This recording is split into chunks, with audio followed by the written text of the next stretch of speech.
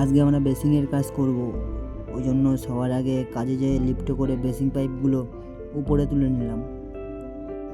এদিকে আমি আর আমার মিস্ত্রি মিলে দুজনে বেসিং পাইপ লাগানো শুরু করে দিয়েছি। যেহেতু আজকে অল্প কাজ, ওই জন্য তাড়াতাড়ি রুমে যাব, বেসিং পাইপগুলো লাগানো চালু করে দিয়েছি। ফাইনালি আমাদের বেসিংয়ের কাজ শেষ হয়ে গেছে। এখন আমরা রুমে যাব, ওই জন্য তাড়াতাড়ি জিনিসপত্র গুছিয়ে রুমের দিকে যেতে লাগলাম।